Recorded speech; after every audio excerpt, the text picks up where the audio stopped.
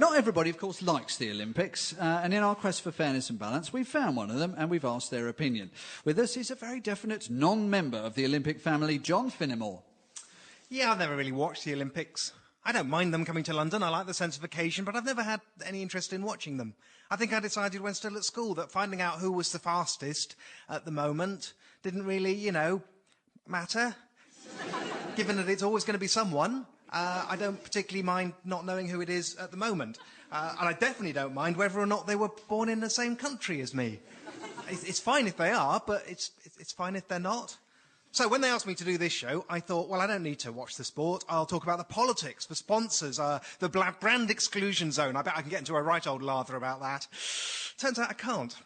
I can get into a minor lather. We definitely give the sponsors way too much for their money, but on the scale of 1 to Syria, it struggles to be 1. And a lot of the rumours aren't true anyway. Apparently you can wear a Pepsi T-shirt in the stadium after all, which is a relief, because I do love my Pepsi T-shirt, I really do. I mean, I hate Coke, because I think Coke is a soulless multinational flogging sugary drinks to kids, but I do love Pepsi. I do. I believe it's made by 2 hippies in a yurt. So that wouldn't work. There was nothing for it but to actually watch some of the sport. It couldn't be that bad. Maybe a commentator would say something silly in the heat of the moment and I could do a satire on him. So I watched some swimming. And it turns out an interesting thing I didn't know about Olympic swimming is it's brilliant. It's amazing. It's so exciting and inspiring, and they are so good at it. My God, have you seen them? They can really swim. Look at them go. I mean, seriously, look at them go. I loved it. Isn't it amazing what you can make your body do simply by thinking about nothing else between the ages of 6 and 30? What I couldn't get over is how normal they sound in the interviews afterwards. They sound like people. Yeah, well, I was pleased, I trained hard and, the crowd were great and what can you say, really? You can't do what they do and then talk like that. I want them to say, "Rejoice, mortals, for I swim you long, have once more vanquished my old foe, Aquatis." Also, the Korean lad who's really come on a lot. And their muscles, they have muscles. It's not that their muscles are bigger, it is. It is that their muscles are bigger, but it's also they have whole new muscles. For instance, when they raise their arms, these sort of flaps come out of their back. It's like they're a different species. I don't have those. I don't even have the place where they would be. None of which was helping me find something to take the piss out of tonight, so it was time to try some of the slightly more obscure sports. So I watched some of them. I watched the sailing, the canoeing, the handball, which I didn't even know was a sport. Turns out, an interesting thing I didn't know about Olympic canoe slaloming is it's brilliant!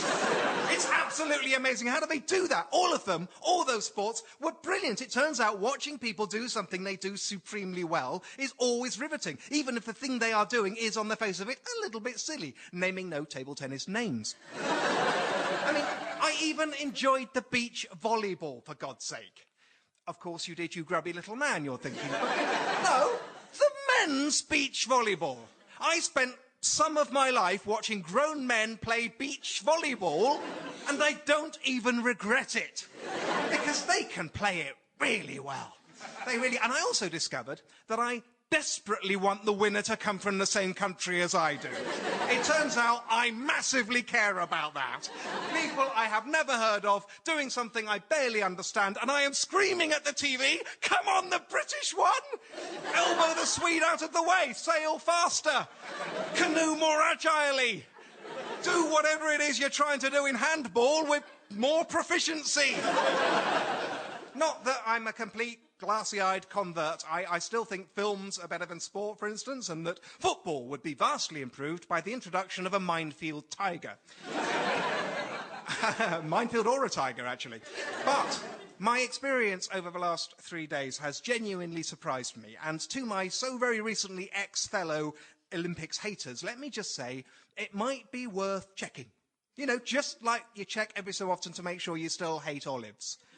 Because you may well find that, yeah, you definitely still hate the Olympics, and that's fine. But you might find, like me, that the opinion you formed 20 years ago when you were a boy is out of date, and watching humans do difficult things astoundingly well is quite good fun after all. And no, it doesn't matter in the great cosmic scheme of things, certainly not like my own important job of making up stories about imaginary pilots and doing silly voices, but it turns out it matters quite enough to bring me right up out of my chair when I'm at home alone and shout, "Come on, Rebecca! Swim faster! Use your back flaps!"